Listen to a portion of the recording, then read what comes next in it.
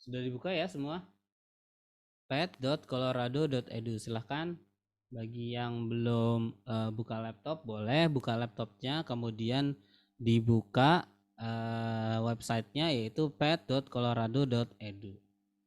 India di depan dicolokin ke Infocus nggak? Udah Bapak. Udah dicolokin Bapak.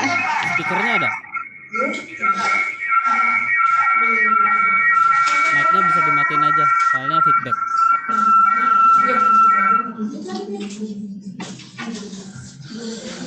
Mic-nya dimatiin aja, feedback soalnya.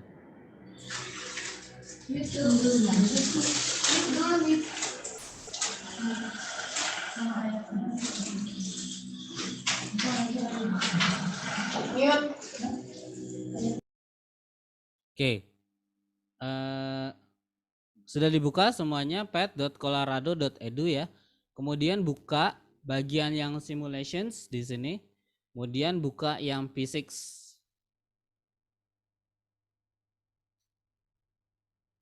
Jadi di halaman depan tadi buka simulations kemudian physics. Jadi di sini akan muncul banyak simulasi tentang fisika dari materi tentang gerak, terus bunyi dan gelombang, energi, kemudian termo atau panas, kemudian kuantum, cahaya dan radiasi, dan yang terakhir adalah listrik dan magnet. Nah, karena kita masih kelas 10, maka kita belajarnya yang motion terlebih dahulu.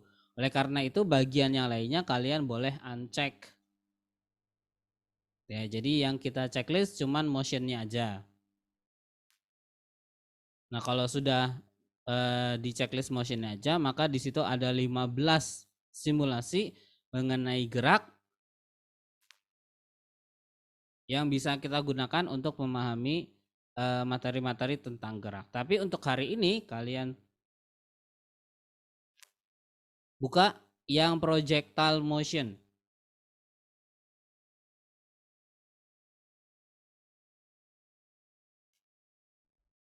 Nah, kemudian kalau udah muncul ini, kalian pencet play-nya. Nanti dia akan loading seperti ini.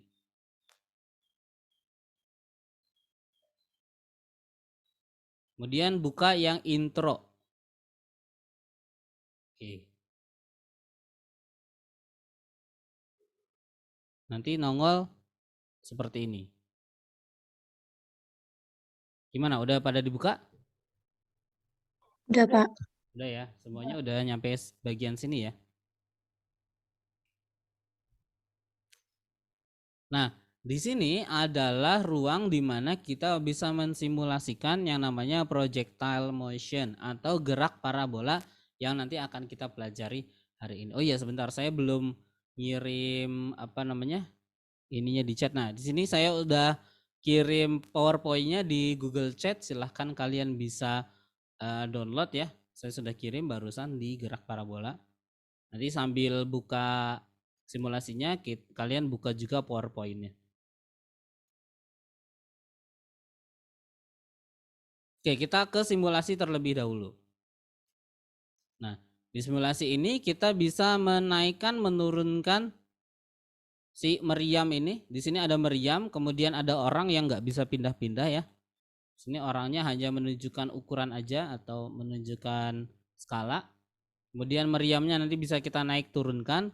Kemudian si meriamnya bisa kita miringkan juga sudut-sudutnya nih. Ada 0 derajat sampai ke 90 derajat ya.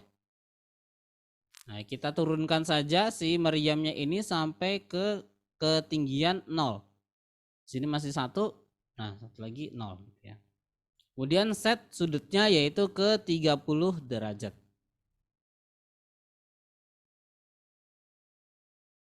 Nah, dari sini ada bagian yang lain yaitu di bagian kanan atas ya, pojok kanan atas ada beberapa pilihan. Nah, di sini pilihan-pilihan ini adalah untuk menentukan isi peluru atau isi dari dalam meriam ini. Ada pumpkin atau labu ya, kemudian ada cannonball, ada tank shell, kemudian ada bola golf, kemudian ada bola baseball, kemudian ada bola sepak, kemudian ada human atau manusia, piano, bahkan mobil bisa kita masukkan ke dalam situ.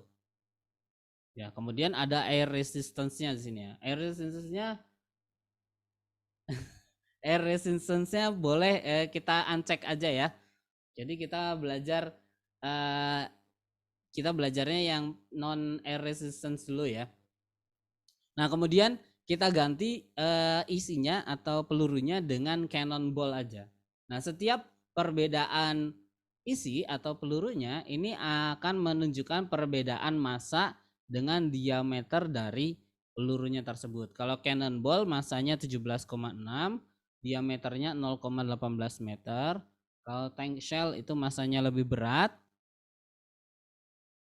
yaitu 42 kg, diameternya lebih besar juga 0,15. Kemudian kalau golf ball pasti jauh lebih kecil, massanya juga jauh lebih kecil. Baseball juga, baseball lebih besar daripada golf ball ya. Kemudian football dan lain-lain. Nanti berarti kalau kita merubah pelurunya berarti merubah massa dengan diameter dari pelurunya. Kemudian kita balik lagi ke sini. Kita pakai cannonball aja. Kemudian ada initial speed. Initial speed adalah kecepatan awal yang kita berikan ketika dia lepas atau meluncur dari meriamnya. Kita tambahin jadi 20 meter per sekon. Nah, di sini ada sasaran. Sasaran ini adalah untuk mengukur seberapa jauh si bendanya tadi jatuh kalau udah keluar dari meriam ya, berdasarkan meriamnya di sumbu yang mendatar ini. Nanti kita ukur. Kita tembakan dulu si meriamnya cannonball dengan pencet ini. Nah, dapat nyampe situ tuh.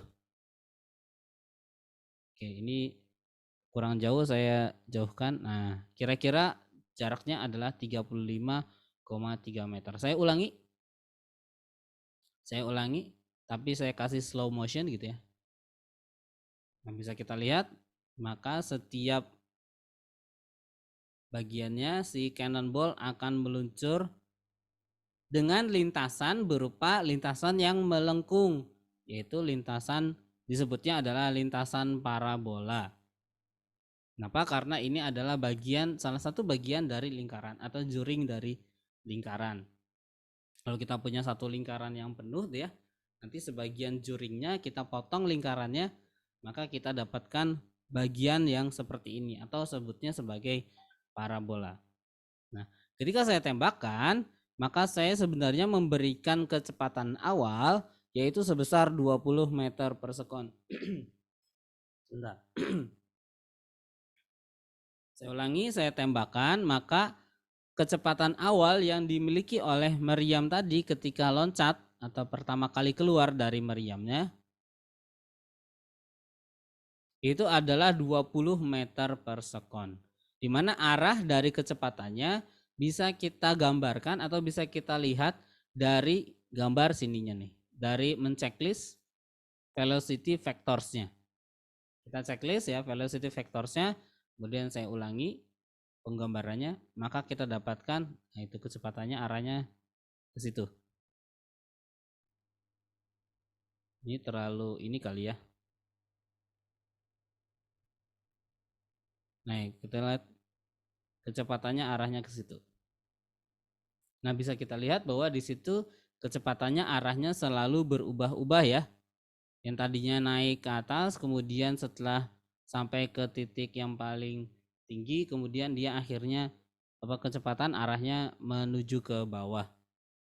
Di sini bisa kita lihat bahwa di bagian ini ada titik-titik tertentu ya. Kemudian ada titik yang warna hijau nih, kelihatan nggak titik yang warna hijau nih? Nah, di titik warna hijau ini berarti dia berada pada titik yang paling tinggi atau titik puncak. Nah, ketika dia di puncak berarti dia memiliki ketinggian yang paling tinggi. Maka kita bisa lihat, bisa kita ukur tingginya dari atas ke bawah itu kira-kira berapa, maka kita pakai ini nih.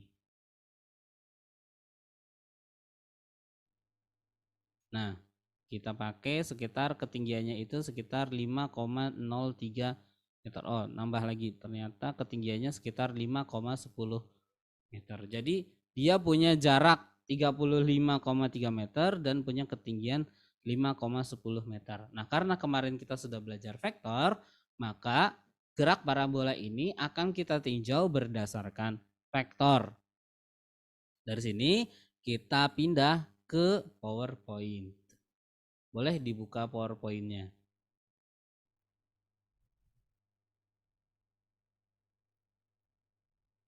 Oke, yaitu di gerak parabola. Gerak parabola adalah gerak yang lintasannya berbentuk parabola atau lintasannya berupa juring dari lingkaran. Gerak parabola adalah gerak yang lintasannya parabola atau juring dari lingkaran. Oke, dimana kalau kita punya lingkaran tuh ya, misalkan anggap saja ini lingkaran, maka juringnya itu adalah kalau saya memotong sebagian dari lingkarannya, maka juring lingkarannya itu bagian yang ininya nih. Nah, ini disebutnya sebagai parabola. Atau bisa juga saya potong lebih dari ininya ya, lebih besar, maka parabolanya itu yang bagian melengkung yang ininya nih. Ya, kalau secara matematis seperti itu. Nah, pada gerak parabola itu kalau misalkan saya gambarkan gitu ya. Tadi meriam saya tembakkan, kemudian dia akhirnya bergerak seperti itu. Nah, ternyata lintasannya berupa parabola. Di awal saya tembakkan, maka dia akan memiliki kecepatan awal atau V0. Nah, karena kita sudah belajar vektor, maka kecepatan awal ini yang tadinya miring ke atas ya, miring ke situ tuh saya bongkar atau saya pisahkan menjadi kecepatan yang berada pada sumbu X dan kecepatan yang berada pada sumbu Y. Dimana berarti si kecepatan awal ini mempunyai komponen vektor pada sumbu yang mendatar dan mempunyai vektor pada sumbu yang vertikal.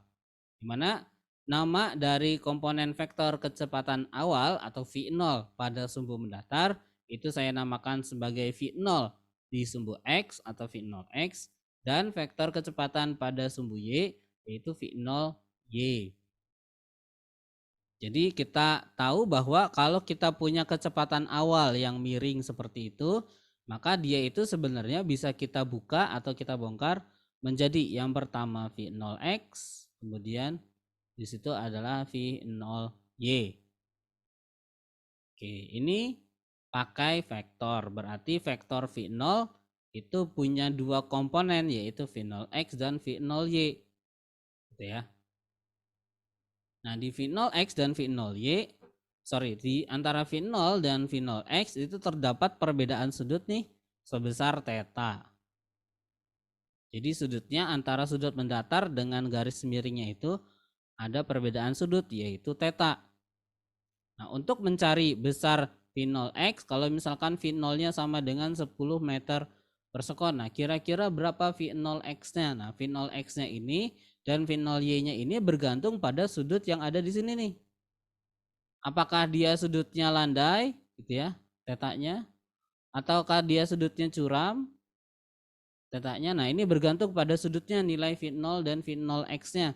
Sehingga kita bisa cari V0, nilai V0 dan V0X-nya itu dengan menggunakan persamaan trigonometri, yaitu V0X sama dengan V0 dikali dengan nilai dari cos sudut yang theta ini. Kalau sudutnya 30 derajat berarti dikalikan dengan nilai cos dari sudut 30 derajat.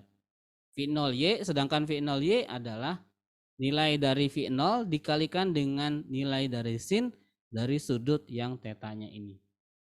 Atau kita dapatkan persamaan V0X dan V0Y sama dengan seperti ini. Bahwa V0X sama dengan komponen dari V0 dikalikan dengan nilai cos dari sudutnya. Dan V0Y itu adalah V0 dikalikan dengan nilai sin dari sudutnya. Berarti nanti harus kita cari tahu dulu nih berapa sudutnya. Tapi biasanya di soal ada ya sudutnya. Biasanya di soal itu nongol. Nah, ketika dia mulai bergerak bolanya, Misalkan dari awal ya bergerak, kemudian sampai di sinilah. Kita ambil saja bolanya sampai di tengah-tengah sini. Belum sampai ke puncak atau belum sampai ke ujung. Kita ambil bolanya sampai di sini. Kita stop waktunya, kemudian kita tinjau atau kita lihat bolanya seperti apa. Maka kecepatannya tadi yang arahnya tadinya ke situ tuh, kecepatan V0-nya ya. Bisa kita lihat bahwa kecepatan V0-nya tadinya arahnya ke situ. Sekarang ternyata berubah tuh arahnya ke sana. Yang tadinya harusnya ke situ ya. Sekarang berubah ke situ tuh. Nah, berarti kecepatannya sekarang arahnya sudah berubah. Kenapa bisa terjadi perubahan seperti ini? Berarti bisa kita katakan bahwa kalau kecepatan V-nya itu berubah, maka harus ada perubahan di antara Vx dengan Vy-nya nih. Kecepatan pada sumbu X dan kecepatan pada sumbu Y-nya. Karena di V0 arahnya ke situ, ternyata pas di titik yang ini di tengah-tengah, misalkan saya ambil titik yang di bawah itu titik A, di sini di titik B lah ya. Di titik B ternyata kecepatannya arahnya berubah. Nah, ini terjadi karena adanya perubahan. Kalau enggak ada perubahan di Vx, berarti ada perubahan di Y-nya. Nah, kalau kita tinjau lebih dalam, maka karena dia bergeraknya ke atas, yang mungkin berubah itu adalah di bagian dari Y-nya. Berarti bisa kita katakan bahwa pada sumbu yang vertikal atau pada sumbu yang Y ini terdapat perubahan dari kecepatannya. Di sini terdapat perubahan kecepatan atau kecepatannya itu berubah. Vy-nya selalu berubah. Nah, di Vx-nya itu ternyata kalau kita ukur nilainya itu selalu tetap. Nah, ketika kita punya syarat bahwa kecepatan itu tetap, maka gerakannya adalah gerak GLB. Sedangkan kalau kecepatannya berubah, maka gerakannya adalah GLBB. Berarti dalam kasusnya gerak parabola, kalau kita bongkar atau kalau kita buka menjadi gerak pada sumbu mendatar dan gerak pada sumbu vertikal, maka pada gerak sumbu mendatar ini semua gerakannya mengikuti aturan dari gerak lurus beraturan atau GLB. Berarti rumusnya juga pakai rumus yang GLB. Dimana rumus GLB cuma satu ya. Sedangkan pada gerak yang arah vertikal, karena kecepatannya nilainya berubah, maka dia mengikuti aturan dari GLBB. Sehingga rumus yang kita pakai di komponen kecepatan pada arah yang vertikal itu kita juga pakai rumus yang GLBB, yaitu ada 3, persamaan 1, persamaan 2, dan persamaan 3 kalau masih ingat. Harusnya masih ingat ya, karena belum selesai. Nah, kemudian setelah sampai puncak kita bisa lihat bahwa ketika sampai puncak dia nggak mungkin bergerak ke atas lagi nih. Sehingga pada komponen kecepatan pada sumbu Y-nya itu akan sama dengan 0 karena ketika sampai puncak dia sudah tidak bergerak lagi ke atas tapi dia masih bergerak ke kanan nih. Masih bergerak ke depan. Makanya komponen kecepatan pada sumbu Y-nya itu sama dengan 0. Sedangkan komponen kecepatan pada sumbu X-nya ini masih ada karena Vx-nya selalu tetap.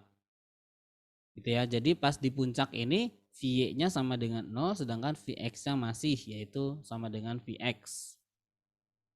Dan kalau kita ambil di titik sebelum dia akhirnya jatuh ke bawah, maka kecepatannya di sumbu Y sekarang tadinya bergeraknya ke atas ya. Sekarang bergeraknya ke bawah tuh berarti arahnya sekarang sudah berubah menjadi ke bawah. Berarti kalau kita bagi sampai di tengah-tengah ini nih ya, maka di bagian kiri pada sumbu Y itu gerakannya adalah GLBB yang vertikal ke atas. Oke, sedangkan yang di bagian kanan dari sumbu puncaknya gitu ya, ini adalah GLBB yang jatuh bebas. Kenapa jatuh bebas bukan vertikal ke bawah? Karena di awalnya pas dia di atas itu kecepatan awalnya sama dengan 0. Maka kalau gerak ke bawah ya, gerak vertikal ke bawah tetapi kecepatan awalnya sama dengan 0 namanya adalah gerak jatuh bebas yang sudah kita pelajari di pertemuan mengenai GLB dan GLBB.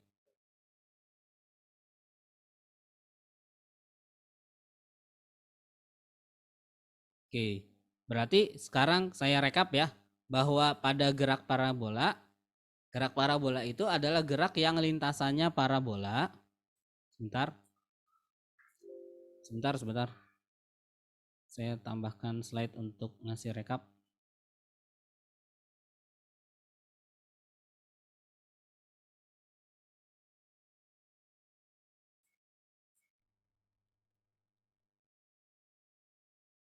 Oke, berarti gerak parabola itu adalah yang pertama geraknya berupa lintasannya berupa parabola, kemudian kita bisa bongkar atau bisa kita buka komponen kecepatan V0-nya ini atau komponen geraknya menjadi komponen gerak pada sumbu yang mendatar.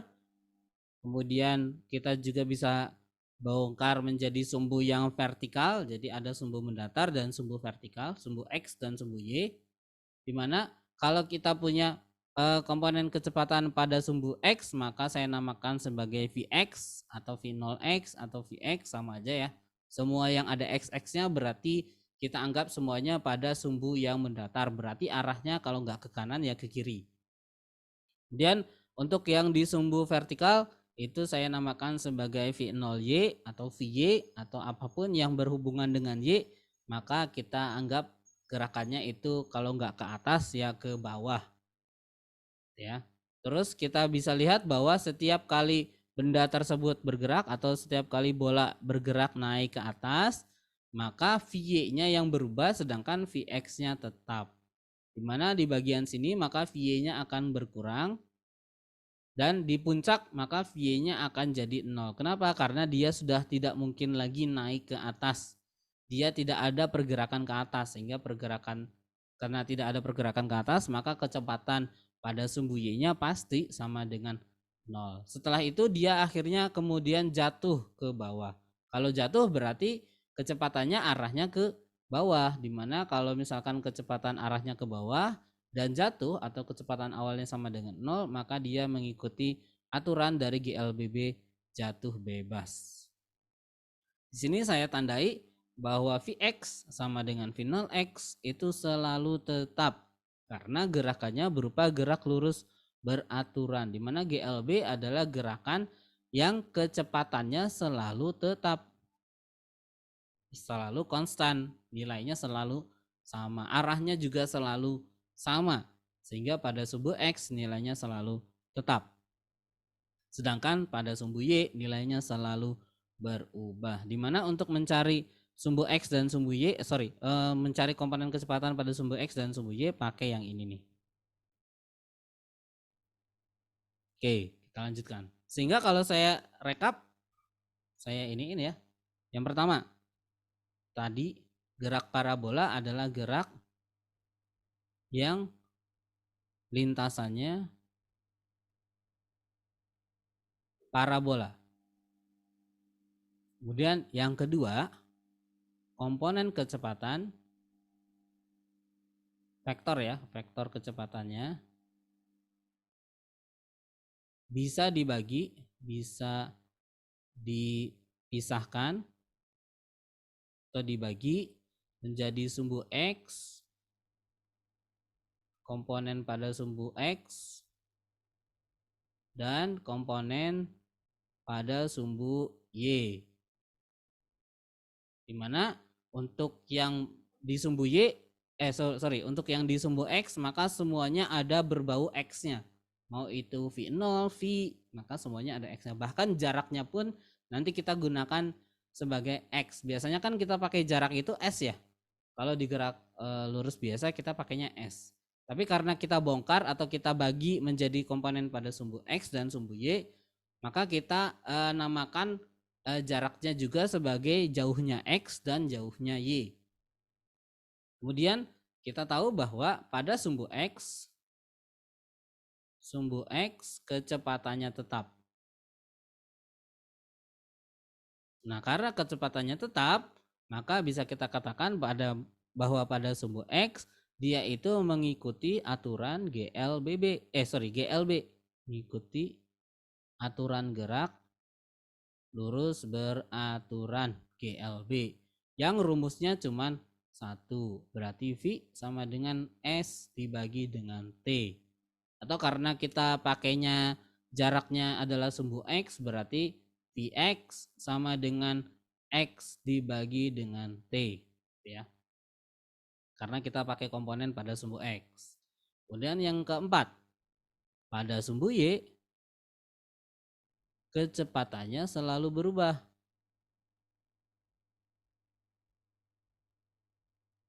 Nah, karena selalu berubah berarti dia mengikuti aturan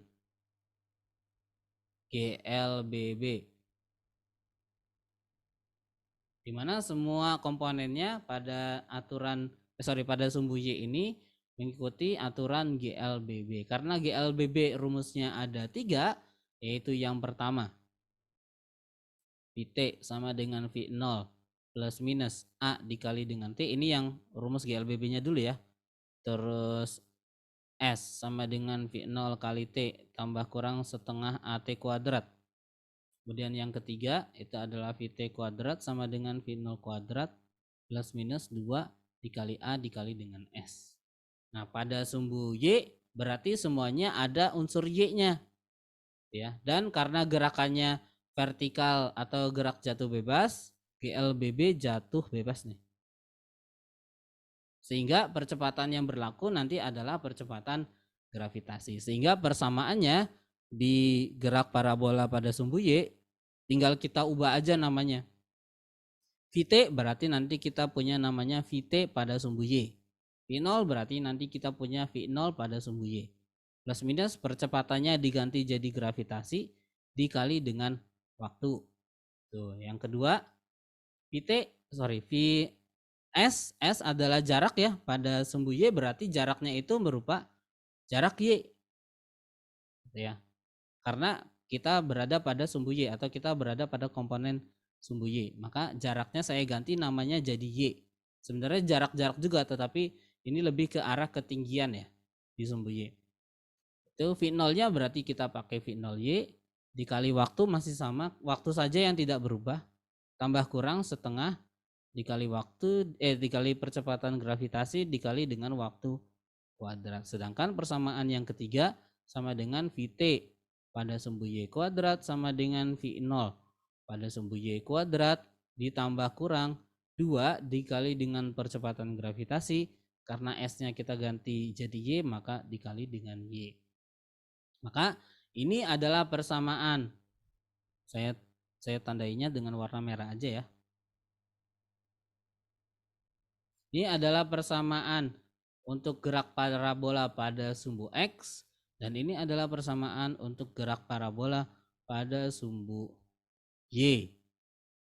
Jadi rumusnya sebenarnya kalau kalian perhatikan itu sama aja kayak rumus GLB, ini rumus GLBB, cuman diganti aja nama-namanya karena pada gerak parabola kita bongkar jadi sumbu X dan sumbu Y, makanya namanya beda-beda. Untuk mencari komponen vektor pada sumbu X dan sumbu Y, maka nomor 5 ini V0X akan sama dengan V0 dikali dengan cos dari sudut, dan V0Y adalah V0 dikali dengan sinus dari sudut.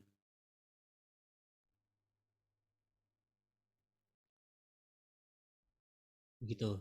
Kemudian yang keenam tadi mengenai titik puncak, bahwa ketika dia masih bergerak ke atas ya, misalkan ini gerak parabola, kemudian ini titik puncaknya gitu ya, maka setengah dari gerak yang masih naik ke atas ya, di sini masih naik ke atas, kemudian ada setengahnya lagi yang sedang turun ke bawah tuh.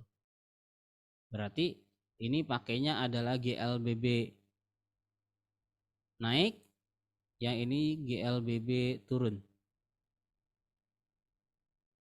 Gitu. Nah, kalau saya rangkum maka jadi seperti ini nih. Jadi Bapak, kalau saya rangkum semuanya, ya. Maaf itu slide yang sebelumnya boleh itu nggak Pak, mau di screenshot? Yang ini, mangga. Udah Pak, makasih. Oke, kalau saya ringkas lagi jadi sebuah tabel maka jadinya seperti ini. Ini harusnya ada tambah atau kurang ya. Tambah tambah kurang. Kurang kalau misalkan dia masih naik ke atas. Berarti dalam kasusnya ini dia plus minus ini berarti semuanya pakai tanda minus nih. Sedangkan kalau turun berarti tandanya jadi plus untuk persamaan dari GLBB-nya. Nah, terus di ini seperti ini ya. Oke, sekarang sampai di sini ada pertanyaan? Siap, Bapak. Ya. Yang sin cos gitu gimana? Ini bentar, Bapak ajarin di bagian sini. Sebentar. Oh, belum ada. Oke, nanti saya ajarin sebentar. Sin cos. Kayaknya udah deh di vektor, udah belum? Udah belum di vektor? Ada tapi bingung Bapak. Oke. Kalau gitu kita pakai yang paling sederhana saja, yaitu vektor sin costan, yaitu pakainya trigonometri sederhana. Bentar saya tambahin slide dulu ya.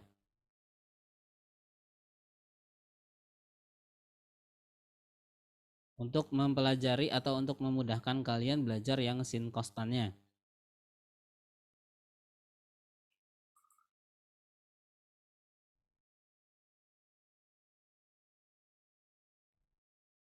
Oke, kita coba saya bahas ulang yaitu tentang trigonometri sederhana.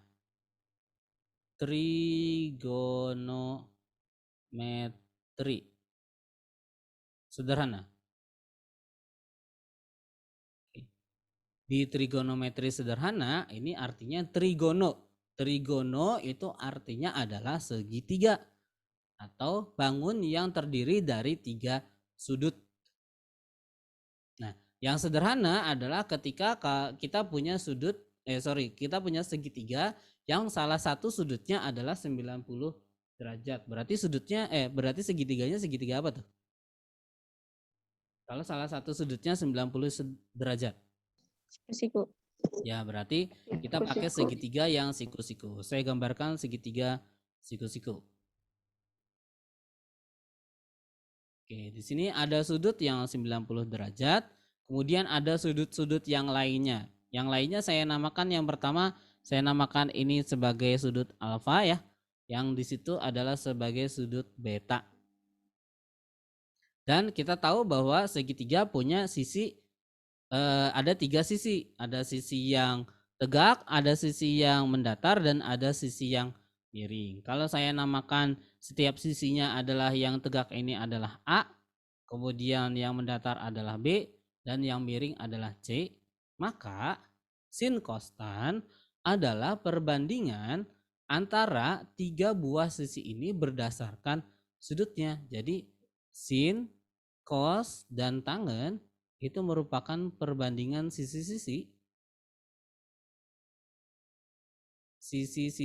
segitiga berdasarkan posisi sudutnya. Begitu. Jadi berdasarkan posisi sudutnya. Kan di sini ada 3 ya sudutnya. Nah, karena di sini siku-siku, maka kita nggak akan utak-atik nih siku-siku karena udah baku. Siku-siku nggak ada sin kostannya. Jadi siku-siku di sini nggak ada sin kostannya. Nilainya kalau nggak 1 ya 0. Tapi yang jadi masalah adalah sudut yang alfa dan sudut yang beta nih. Karena setiap posisi sudut itu pasti punya nilai sin, cos dengan tangen yang berbeda.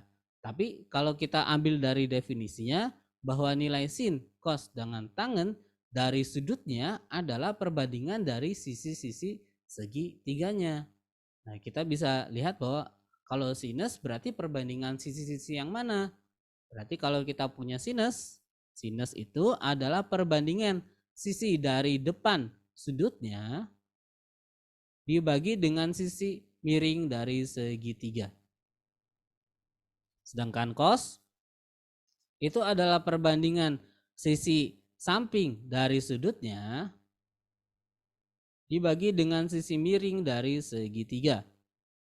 Sedangkan kalau tangen itu berarti perbandingan antara sisi depan dari sudutnya dibagi dengan sisi samping dari sudutnya.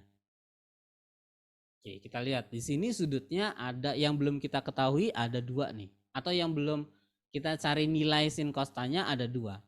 Kalau yang 90 derajat ini nggak usah kita otak-atik, dia nilainya selalu sama, kalau nggak 1 ya 0, jadi tidak akan signifikan untuk masukin ke dalam persamaan. Yang kita perlu cari tahu adalah nilai perbandingan pada sudut alfa dan sudut beta. Oke, kita mulai untuk menjabarkan nilai perbandingan dari sudut alfa. Dimana kalau kita mau mencari sinus dari sudut alfa, ya, maka kita lihat di sini sudutnya, maka kira-kira bagian depan, sisi depannya dari sudut yang mana ya? Yang A atau yang B?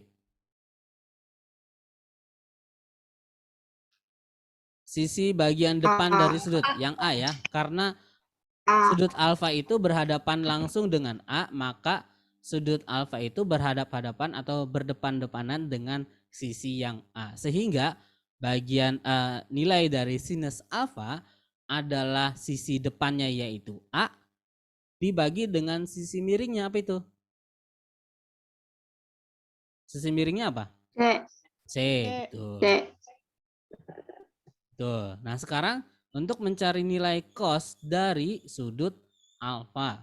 Nilai cos dari sudut alfa adalah bagian samping atau sisi samping dari sudut alfa dibagi dengan sisi miring dari segitiganya. Di sini A-nya sudah di depan, berarti B-nya sudah pasti di samping dari alfa. Kita lihat alfanya di sini, B-nya persis ada di sampingnya tuh ya. Maka sisi samping dari sudut alfa adalah B dan sisi miring dari segitiganya adalah C. Berarti cos alfa itu adalah perbandingan antara B dibandingkan dengan nilai C. Sedangkan kalau tangen berarti tangan alfa ya, berarti A dibagi dengan B. Ini untuk sudut alfa. Gimana dengan sudut beta? Nah, kalau sudut beta berarti kita cari sinus dari sudut beta. Depannya beta yang mana tuh? Yang B atau A? B. Yang B ya. Maka kita punya B dibagi dengan sisi miringnya yaitu C. Cos alfa samping dibagi dengan miring. Sampingnya beta berarti A ya. Dibagi dengan C. Dengan tangan beta. Berarti B dibagi dengan A tuh.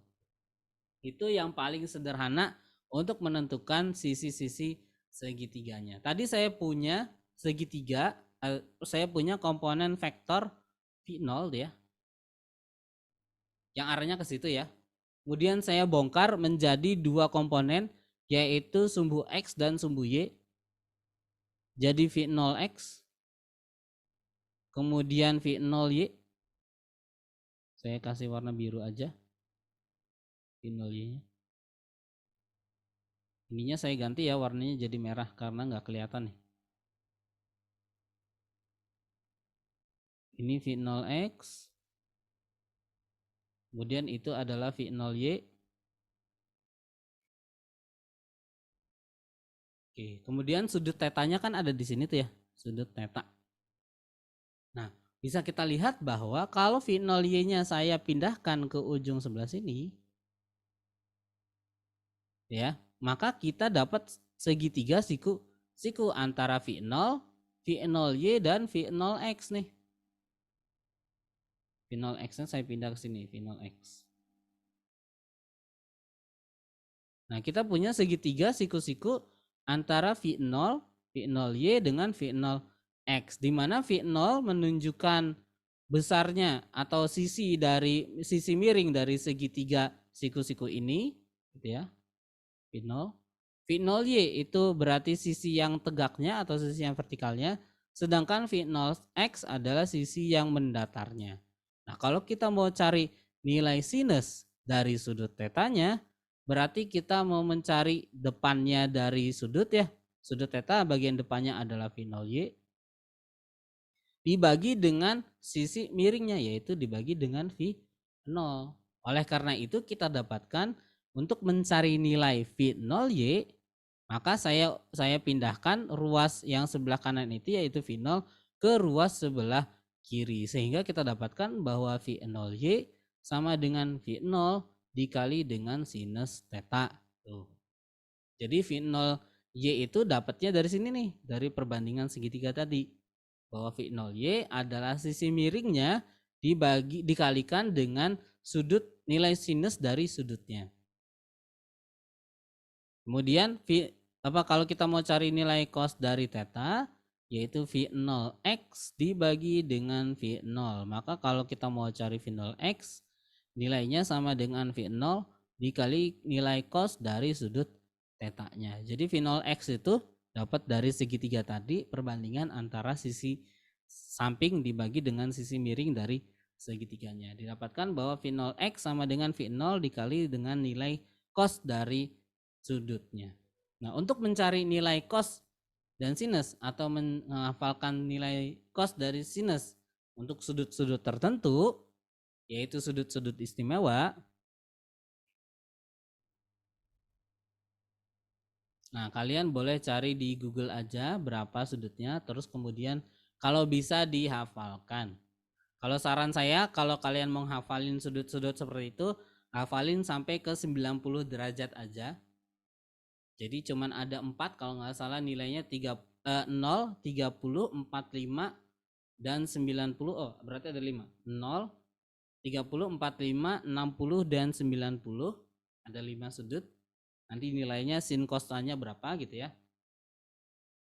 Ini bisa kalian hafalkan karena sin sama cos cuman kebalikannya aja.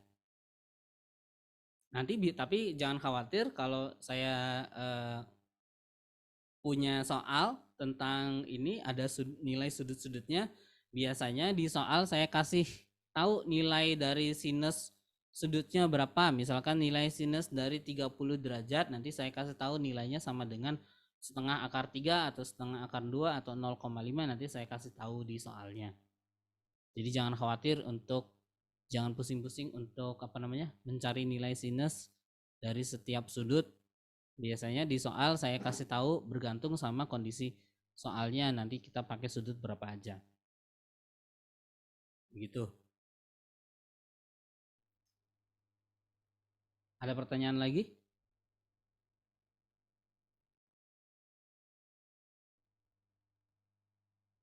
Pak, yang tadi di aturan itu kan aturan nomor 3 sama nomor 2 deh. Aturan nomor 2-nya itu kan komponen vektor kecepatan bisa dipisahkan menjadi komponen kali SB kali X. Bukan Dan dikali, komponen ini singkatan bukan dikali. Oh, singkatan. Kalau disingkatkan biasanya harus Itu ada SB titik. nya apa, Pak? Sumbu. Oh, sumbu. Oh ya, terima kasih, Pak. Yap. Ada lagi pertanyaan? Nggak ada ya? Kalau tidak ada, kita coba analisis lagi lebih mendalam mengenai gerak parabola ini dengan membaginya menjadi waktu ketika dia naik dan waktu ketika dia turun, atau ketika saat dia naik dan saat dia turun. Oke, kita ambil saja tadi ada di titik B ya di sini. Ini titik A yang paling bawah, di sini titik B-nya. Ketika bola atau meriamnya sampai di titik B. Kalau saya ukur di titik B ini dan saya tarik garisnya gitu ke bawah, maka sebenarnya pada titik B si meriamnya ini telah mendapatkan atau telah menempuh ketinggian tertentu. Jadi ketinggiannya itu tertentu, yaitu tinggiannya saya namakan sebagai Y, di mana ketinggiannya ini berarti sama dengan VY dikali dengan T dikurangi setengah GT kuadrat. Kenapa dikurangi? Karena dia bergeraknya berlawanan dengan arah percepatan gravitasi. Karena percepatan gravitasi arahnya ke bawah, sedangkan geraknya arahnya ke atas, berarti percepatannya saling berlawanan. Berarti di sini tandanya negatif. Jadi tandanya negatif ya di sini karena dia arah geraknya berlawanan dengan arah percepatannya. Percepatannya arahnya ke bawah, ternyata geraknya ke atas tuh. Berarti berlawanan, berarti di sini tandanya Negatif. Berarti untuk mencari ketinggian dari titik B ini, di titik B, itu Y pada titik B gitu ya. Sama dengan kecepatan pada sumbu Y, komponen kecepatan pada sumbu Y, dikalikan dengan waktunya dikurangi setengah GT kuadrat. Terus gimana kalau untuk mencari jaraknya? Kalau untuk mencari, oh ini pakai rumus GLBB, vertikal ke atas ya. Karena pada sumbu Y gerakannya berupa gerak GLBB. Sedangkan pada sumbu X itu gerakannya adalah gerak GLB. Karena gerak GLB rumusnya cuma satu, yaitu V sama dengan X dibagi dengan T. Berarti kita punya bahwa jarak dari awal titik A sampai ke titik B tadi untuk sumbu mendatarnya X sama dengan V0X dikali dengan waktunya. Jadi kita harus cari tahu waktunya dulu. Jadi gini ya, berarti pada titik B itu di titik tengah-tengah antara atau di titik di antara dia paling bawah sampai ke paling atas ya, karena paling atas ada di situ. Itu bisa kita cari ketinggiannya dengan menggunakan persamaan GLBB vertikal ke atas. Dan kita cari jaraknya, jarak mendatarnya dengan mencari dengan rumus GLB. Tapi jangan lupa bahwa GLBB ke atasnya itu pada komponen sumbu Y, sehingga di sini namanya jadi Y, kemudian di sini juga VY. Sedangkan pada sumbu yang mendatar karena pada komponen sumbu X, maka di sini namanya adalah X dan kecepatannya jadi V0X. Ya. Kemudian ketika dia sampai ke puncak atau paling atas tuh. Nah, ketika sampai di atas, maka kita tahu bahwa ketinggiannya itu masih sama, yaitu V0Y dikali dengan T dikurangi setengah GT kuadrat gitu ya. Dan jaraknya adalah X max sama dengan V0X kali dengan 2T. Nah, di sini kita punya 2 kali T. Kenapa 2 kali T? Karena waktu yang ditempuh oleh benda itu ada 2. Yang pertama waktu ketika dia naik ke atas, yaitu disebut waktu naik atau T naik, dan waktu yang digunakan si meriam itu untuk turun ke bawah, yaitu T turun. Makanya di sini 2 dikali dengan T. Karena ada waktu naik dan ada waktu turun. Dan waktu naik dan waktu turun itu kalau misalkan full sampai ke bawah gitu ya, T naik itu akan selalu sama dengan T turunnya. Jadi kalau butuh waktu 3 detik untuk naik, maka turunnya juga butuh waktu 3 detik. Selalu sama, selalu simetris. Tidak mungkin tidak simetris kalau gerakannya full seperti ini. Gitu ya. Berarti nanti di sini V0X-nya sama dengan X max-nya sama dengan V0X dikali dengan 2 dikali dengan T. T-nya itu boleh T naiknya saja atau boleh T turunnya saja. Jadi 2 kali T-nya 2 dikali dengan 3 ya berarti, karena kita pakainya salah satunya aja. Atau sebenarnya X max itu sama dengan V0X dikali dengan T naik ditambah dengan T turun. Nah, karena T naik sama dengan T turun, maka sama dengan 2 kali T. Gitu ya. Oke. Nah, sekarang ketika dia menuju ke bawah atau di antara titik puncaknya sampai ke titik bawahnya tuh. Berarti kalau kita punya ketinggiannya, maka kita bisa gunakan persamaan pada di titik D ini ya, sama dengan VYT. Nah, sekarang ditambah nih. Tadi kalau di bagian sebelah kiri di sini persamaannya itu Y sama dengan VY dikali dengan T dikurangi setengah GT kuadrat. Kenapa yang di sini kurangin? Kenapa yang di situ ditambah?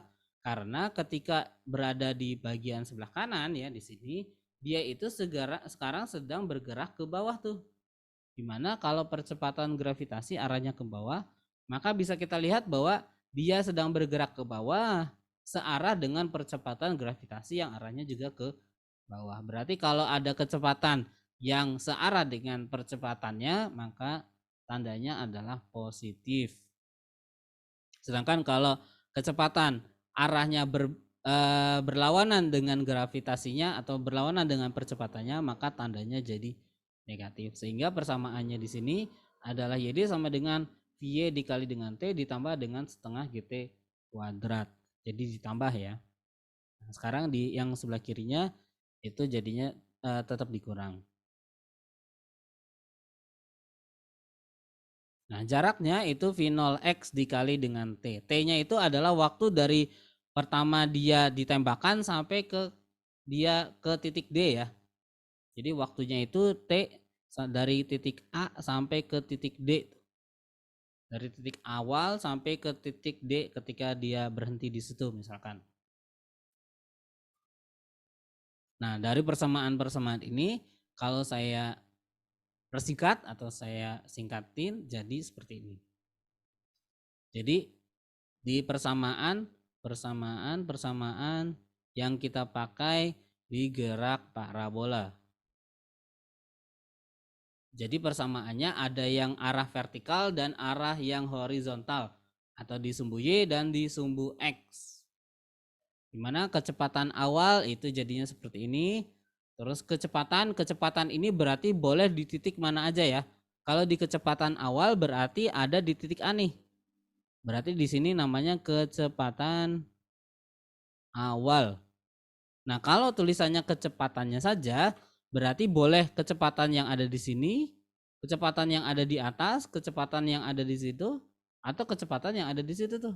Oh, sorry, di sini kecepatan akhir. Jadi kalau tulisannya kecepatannya aja, boleh di titik manapun selain di awal sama di akhir. Jadi kalau kecepatannya aja, maka kita carinya untuk sumbu vertikal seperti ini. Dan sumbu horizontal ini bukan seperti ini ya. Ini saya cari link rumus singkatannya untuk sumbu X semuanya isinya begini. Ini ternyata salah. Ini harusnya Vx itu sama dengan V0x. Jadi Vx-nya sama dengan V0x. Jadi diganti ya, jadinya Vx sama dengan V0x. Nah, untuk mencari jarak atau ketinggiannya maka pakai persamaan yang ini. Ini ada plus minnya ya. Sedangkan ini pakainya V0t dikali dengan cos alfa. Nah, ini V0-nya di sini belum dibongkar menjadi pada sumbu X sehingga masih dikalikan dengan cos alfa.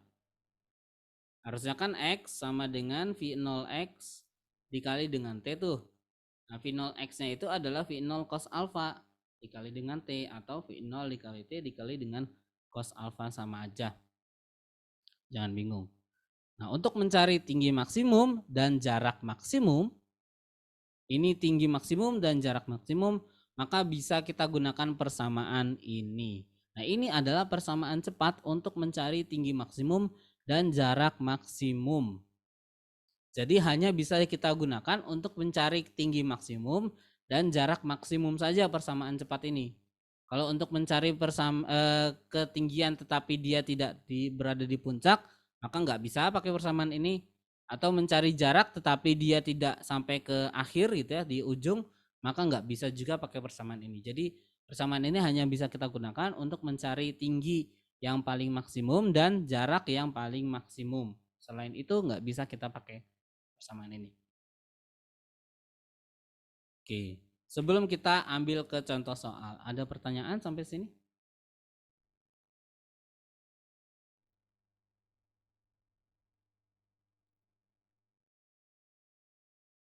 Nggak ada? Kalau tidak ada, kita lanjutkan ke contoh soal. Kita ambil contoh soalnya. Ini biasanya adalah soal yang saya berikan tipe-tipe soal yang PAS nih ya, atau tipe-tipe soal ujian. Jadi ada soalnya, kemudian ada yang diketahui, nanti di sininya ada keterangan mengenai sinus dan kosinus dari sudutnya tuh. Nanti nilai sinus dari kosinus dari sudutnya itu Bapak cantumkan di soal biasanya. Oke, kita lihat soalnya. Perhatikan gambar berikut.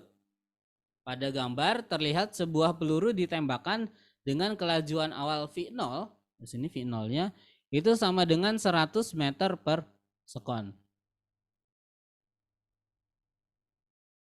Kemudian dia bergerak dengan lintasan parabola melalui sudut elevasi, sudut alfa di sini. Sudut antara bidang datar dengan komponen kecepatannya yaitu alfa sama dengan 37 derajat. Jadi sudutnya 30 derajat. Kalau G-nya 10 meter per sekon kuadrat atau percepatan gravitasi buminya itu 10 meter per sekon kuadrat dan sinus 37 derajat adalah 3/5, cos 37 derajat adalah 4/5, maka yang ditanya adalah yang pertama, bagaimanakah kita menguraikan vektor kecepatan awal tadi pada sumbu horizontal? Yang B, kalau sumbu vertikalnya gimana? Yang C, waktu yang dibutuhkan peluru untuk sampai ke titik yang paling tinggi. Titik yang paling tinggi berarti Y max tuh. Kemudian kecepatan peluru saat mencapai titik yang tertinggi berarti kecepatan pada saat titik yang tertinggi. Tinggi maksimum yang bisa dicapai peluru atau Y max. Yang B, yang C itu waktu ya. Waktu yang diperlukan berarti kita cari waktunya sampai dia sampai naik di titik yang paling tinggi tersebut. Kemudian yang E, yang balik lagi saya ke E ya, tinggi maksimum yang bisa dicapai peluru yaitu Y max. Kemudian waktu yang diperlukan peluru untuk sampai ke sasaran berarti waktu untuk dia sampai ke bawah lagi ya. Dari awal, kemudian kita cari waktunya sampai dia paling tinggi, kemudian kita juga akan cari waktunya sampai dia akhirnya mencapai sasaran. Baru kita akan mencari jarak terjauh yang dicapai oleh peluru yaitu X max. Oke, kita coba jawab satu persatu dengan apa yang kita dapatkan diketahui di soal, yaitu V0-nya 100, sudutnya adalah 37 derajat dan gravitasinya adalah 10 meter per sekon kuadrat. Yang pertama adalah bagaimanakah kita menguraikan vektor kecepatan awalnya tadi pada sumbu X atau pada arah sumbu pendatar. Maka kita punya komponen kecepatan V0-nya adalah 100 meter per sekon. Maka komponen vektor kecepatan pada arah X itu namanya V0X adalah V0 dikali dengan cos dari sudutnya yaitu 37 derajat. Atau disitu namanya cos alfa ya. Saya tulisin aja dulu cos alfa. Sehingga kita kalikan, kita masukkan maksudnya angkanya. Ini V0-nya adalah 100 dikali dengan cos dari sudut 37. Katanya nilai cos dari sudut 37 adalah 4/5. Sehingga kita dapatkan bahwa V0 pada sumbu X-nya sama dengan 100 dikali 4 dibagi dengan 5. Berarti sekitar 80 meter per sekon. Ini untuk V0 pada sumbu X-nya. Gimana dengan sumbu Y-nya atau vektor Pak. kecepatan ya? Terus itu 37-nya dikemanain? 37-nya kemanain? Cos 37 itu sudut, bukan pengalian. Jadi ini tuh adalah cos 37, satu paket tuh. Oke, Pak. Ini cos dari 37 derajat sama dengan 4/5. Berarti di sini nilai cos dari 37 derajat ini bukan kali ya, saya hapus deh kalinya. Titiknya ini. Nah, nilai cos dari 37 derajat adalah 4/5 tuh. Jadi 37-nya nggak kemana-mana, diganti. Karena 37 adalah sudut. Nilai cos dari sudut 37 derajat adalah 4/5 yang sudah saya cantumkan di soal. Ya. Oke, kemudian untuk kecepatan pada arah sumbu Y atau pada arah vertikal. Kita tahu V0-nya 100 meter per sekon. Kalau kecepatan pada arah Y berarti V0Y. Berarti sama dengan V0 dikali dengan nilai dari sinus sudutnya atau sudut alfanya ya. Nilai sinus dari sudut alfanya. Di mana sudut alfanya adalah 37 derajat. Sorry, ini nilai sinusnya.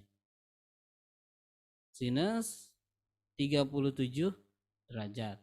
Nilai sinus dari 37 derajat adalah 3/5 tuh, yang ini nih. Maka bisa kita ganti sin 37-nya. Ini 100 dikali dengan nilai sin 37 yaitu 3/5. Berarti sekitar 60 meter per sekon. Maka V0Y-nya sama dengan 60 meter per sekon. Dan V0X-nya sama dengan 80 meter per sekon. Berarti kalau saya gambarkan, ini V0-nya arahnya ke situ ya. Maka V0X-nya arahnya ke sini. Dan V0Y-nya arahnya ke situ. Ya, ini 80 meter per sekon. Yang ini adalah 60 meter per sekon. Gitu. Oke ya, yang B udah. Kemudian coba yang C, waktu yang dibutuhkan peluru sampai di titik tertinggi. Nah, kita ambil waktunya itu dari pergerakan pada sumbu Y, di mana pada pergerakan sumbu Y dia itu sampai ke titik tertinggi ya. Kalau kita anggap pergerakannya, kan bergeraknya itu harusnya ke situ ya. Bergeraknya kan harusnya lintasannya ke situ. Tapi kalau kita lihat pergerakannya di sumbu Y-nya saja, berarti si bola ini dia kalau pelurunya tadi ya, kalau nggak naik ya turun gerakannya. Jadi kita cuman bisa lihat gerakannya pada sumbu Y itu naik atau turun. Nah, pada saat dia di titik tertinggi, kita tahu bahwa di titik tertinggi ini dia nggak mungkin bisa naik lagi ke atas. Karena pada saat ini kecepatan pada sumbu Y-nya itu sama dengan 0. Nah, karena komponen kecepatan sumbu Y pada titik tertinggi sama dengan 0, maka kita punya tadi V0Y sama dengan 60 meter per sekon ya. Sampai V0Y-nya di sini ya, V0Y di bawah. Nah, lama-kelamaan pas nyampe atas itu kecepatannya dia selalu berkurang. Berarti pada saat titik tertinggi itu atau VY, dia kecepatannya sama dengan 0 meter per sekon. Karena kita meninjaunya pada sumbu Y, yaitu sumbu yang vertikal, di mana pada sumbu vertikal gerakannya itu mengikuti aturan GLBB vertikal ke atas, maka kita gunakan persamaan-persamaan pada GLBB yang vertikal ke atas. Ada 3 persamaannya, tetapi karena kita butuhnya waktu, maka bisa kita gunakan persamaan yang pertama, yaitu V pada sumbu Y atau VTY ya, sama dengan V0 pada sumbu Y dikurangi dengan percepatan gravitasi dikalikan dengan waktunya. Karena kita butuh waktunya, maka kita pindah ruaskan yang ini ke ruas yang sebelah kiri. Dan V-nya ke ruas yang sebelah kanan. Berarti G dikali T sama dengan V0Y dikurangi dengan VY. Nah, berarti T sama dengan V0Y dikurangi dengan VY dibagi dengan G. Maka kita dapatkan V0Y-nya adalah 60 meter per sekon dikurangi 0 dibagi dengan 10. Atau T-nya sama dengan 6 sekon. Berarti untuk sampai ke titik tertinggi atau dia butuh waktu untuk naik, itu sama dengan 6 sekon.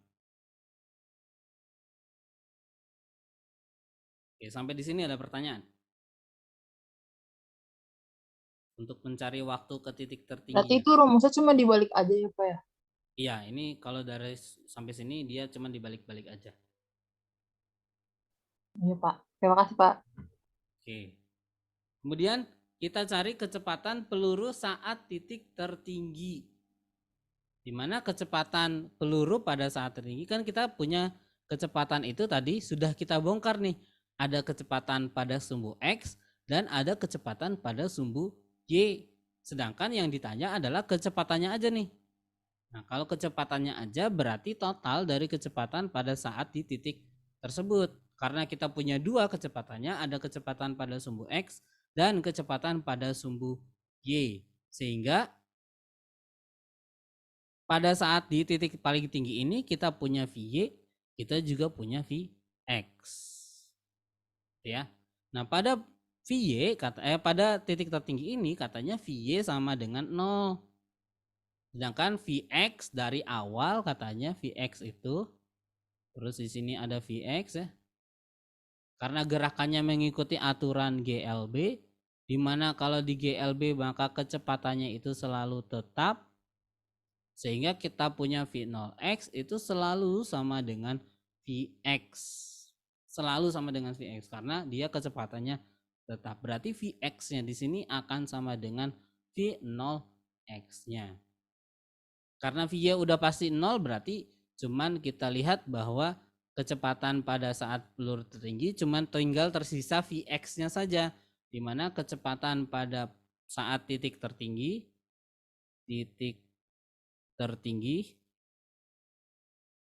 berarti sisa sama dengan Vx-nya saja. Karena Vx sama dengan V0x, sedangkan V0x nilainya adalah 80 meter per sekon, maka kecepatan pada titik tertingginya itu sama dengan 80 meter per sekon. Begitu. Kita lanjutkan. Kemudian ditanya adalah tinggi maksimum yang bisa dicapai oleh peluru. Ada dua cara. Yang pertama kita bisa pakai cara yang cepat ya. Yang kedua bisa kita pakai cara yang sudah kita cara persamaan GLBB tetapi menggunakan sumbu Y. Jadi ada dua cara. Yang pertama pakai rumus cepat. Nah, yang kedua kita pakai GLBB yang vertikal ke atas. Oke, kita pakai rumus cepat terlebih dahulu. Jangan pakai GLBB vertikal ke atas dulu ya, biar paham ya. Nanti kalau darurat baru kita pakai rumus yang cepatnya. Kenapa kita pakai GLBB vertikal ke atas dulu? Karena beberapa bagian dari rumus GLBB vertikal ke atas udah kita cari dari A sampai D-nya ini udah kita dapetin nilainya. Sehingga nanti kesananya tinggal masukin aja nilainya. Oke, di GLBB vertikal ke atas. Kalau kita mau cari ketinggian, berarti kita mau mencari jarak pada sumbu Y. Dari persamaan GLBB vertikal ke atas, yaitu yang ini, mana nih?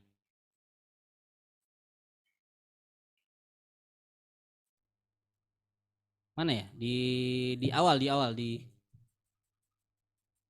Oh, yang di sini. Nah, ini GLBB vertikal ke atas nih. Maka untuk mencari jarak kita bisa pakai persamaan nomor 2 nih karena ada Y-nya, atau persamaan nomor 3 yang ada Y-nya karena kita mau cari nilai Y. Nah, kayaknya paling enak kita pakai yang nomor 2 aja. Atau sebenarnya pakai nomor 3 juga bisa kita cari dan nilainya juga sama aja sebenarnya. Nanti akan coba kita cari dua-duanya ya. Kalau kita pakai persamaan nomor 2 dan persamaan nomor 3. Di soal yang tadi. Balik lagi ke soal. Sebentar.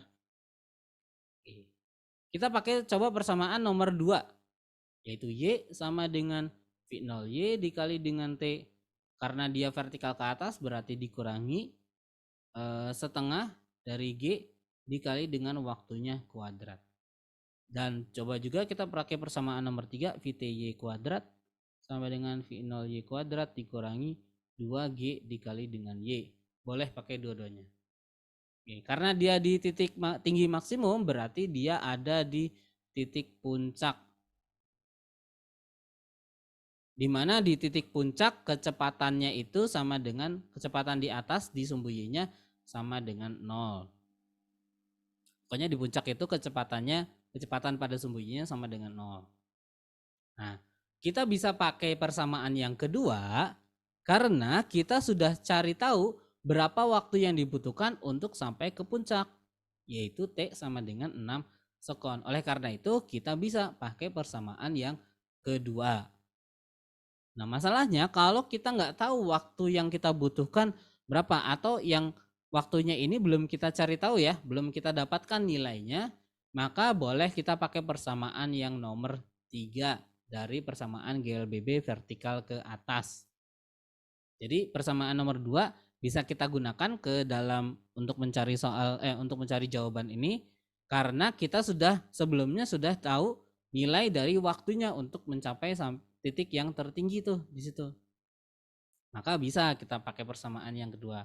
Tapi kalau misalkan di soal ternyata langsung yang ditanyanya adalah tinggi maksimum, nggak ada informasi waktu yang dibutuhkannya atau waktu untuk sampai ke puncak itu berapa, maka kita pakai persamaan yang ketiga. Oke, kita pakai persamaan yang kedua dulu. Pakai persamaan yang kedua, yaitu Y sama dengan V0 Y dikali dengan waktu dikurangi setengah G dikali dengan waktu kuadrat. V0 Y-nya berapa tadi? V0 Y berapa tadi ya? 60. Maka saya masukkan di sini 60 dikali dengan waktunya adalah berapa tadi? 6 detik dikurangi dengan setengah dikali 10 dikali waktunya adalah 6 dikuadratkan.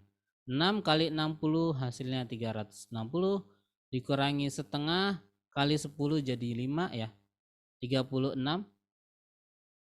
Oke, 360 dikurangi 5 kali 36 itu berapa ya? 180 ya? 5 kali 36 itu 180 kan ya?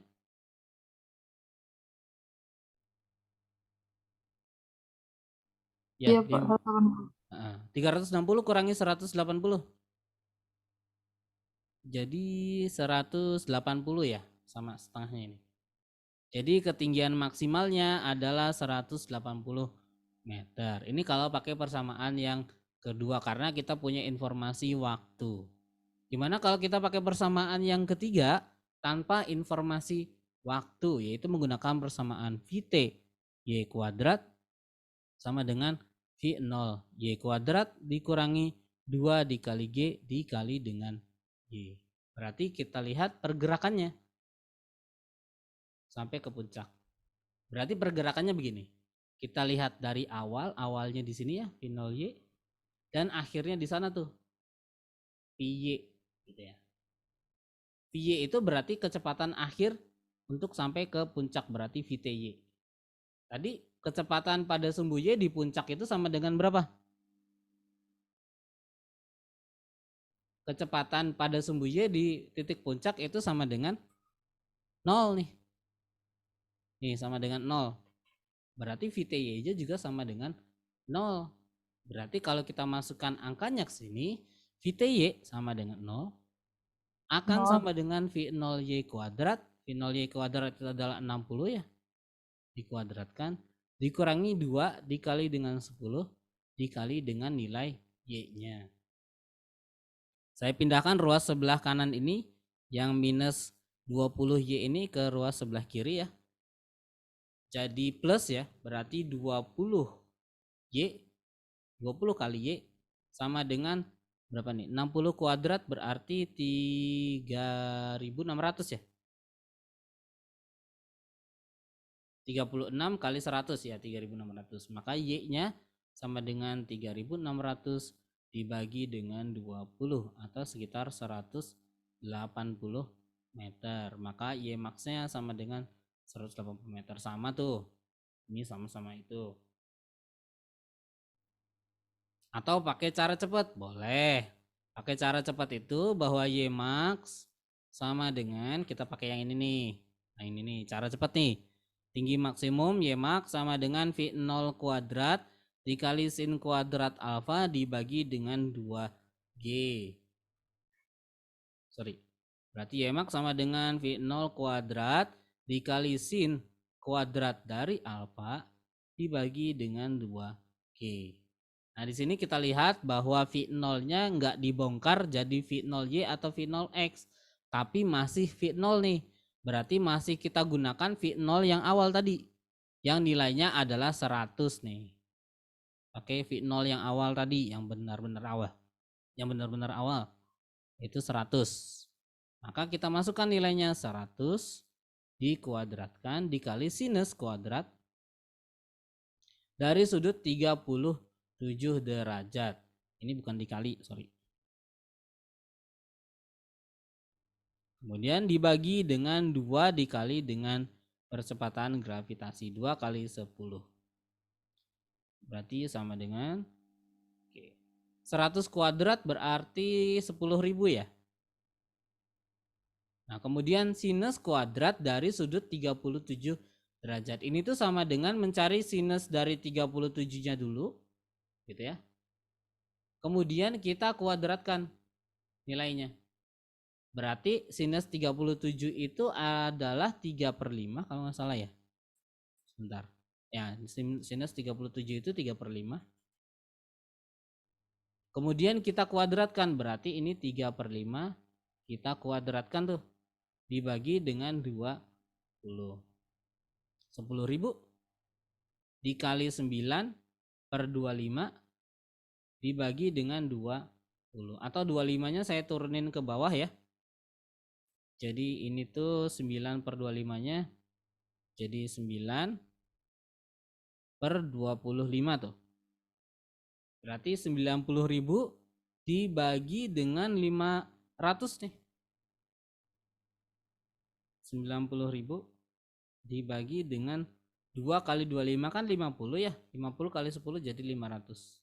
90.000 dibagi 500 adalah 180 meter. Sehingga Y max-nya sama dengan 180 meter. Jadi boleh kita pakai yang GLBB vertikal ke atas, juga ada 2 nih caranya. Atau kita pakai rumus yang cepatnya. Nah, kekurangan dan kelebihannya kalau pakai rumus cepat maka kalian harus tahu nilai sinus dari sudutnya supaya bisa langsung mengkuadratkan. Kalau nggak tahu nih bahaya, bisa jadi salah. Kemudian kalau kita pakai GLBB vertikal yang ke atas, untuk yang pakai persamaan nomor 2 kita harus tahu dulu waktu yang dibutuhkan untuk sampai ke atas. Berarti kita terpaksa mau tidak mau harus nyari nilai waktunya dulu atau T-nya dulu, baru kita bisa pakai persamaan ini. Nah, kalau pakai persamaan ini kita harus pahami bahwa di atas itu kecepatan di sumbu Y-nya sama dengan 0.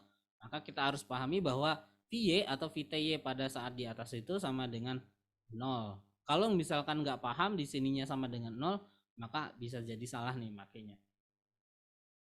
Gitu ya. Kemudian yang ke F yaitu waktu yang dibutuhkan peluru sampai ke sasaran. Tadi kan gerakannya seperti itu ya. Kalau saya bagi 2 berarti di sini ada waktu naik, waktu turun.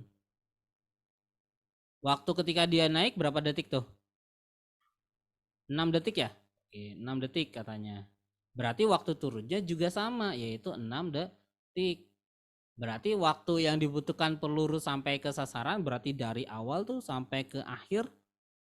Nah, berarti waktu totalnya ya itu sama dengan waktu ketika dia naik ditambah dengan waktu ketika dia turun. Berarti 6 ditambah dengan 6 sama dengan 12 sekon. Berarti totalnya adalah 12 detik. Sedangkan jarak yang terjauh yang bisa dicapai peluru adalah X sama dengan V0X dikali dengan waktu total. Atau bisa juga pakai V0X dikali dengan waktu naik ditambah dengan waktu turun. Oke, V0X-nya 80, waktunya adalah 12. Sehingga X-nya itu sama dengan berapa nih? 80 960 meter ya. 80 kali 10 800 kali 2 160 berarti ya. 80 kali 2 berarti 160, berarti hasilnya adalah 960 meter. Ini X max-nya.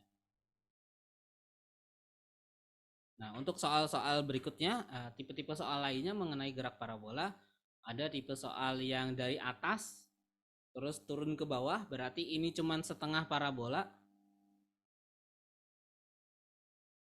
Nah, kalau parabola full kan berarti ada ketika dia naik, kemudian ada ketika dia turun ya. Nah, kalau gambarnya begini berarti dia cuman turunnya aja. Maka GLBB-nya berarti GLBB jatuh bebas Ya. Nah, sedangkan untuk kasus yang sebelah kanan ini, dia itu ada gerak parabola full, kemudian ditambah dengan gerak parabola setengahnya nih, atau ditambah sedikit lagi nih. Maka ini satu parabola gerakannya ditambah dengan setengah parabola. Begitu. Jadi nanti kalian bisa membahasnya atau menganalisisnya satu-satu. Yang ini dulu gerakannya, yang parabolanya fullnya dulu, kemudian baru kalian tinjau atau kalian analisis yang setengah parabola berikutnya. Jadi caranya begitu untuk membahas atau menganalisis soal yang tipenya seperti ini. Oke, karena waktunya sudah habis ya, maka bisa kita tutup aja kayaknya pertemuan kita hari ini.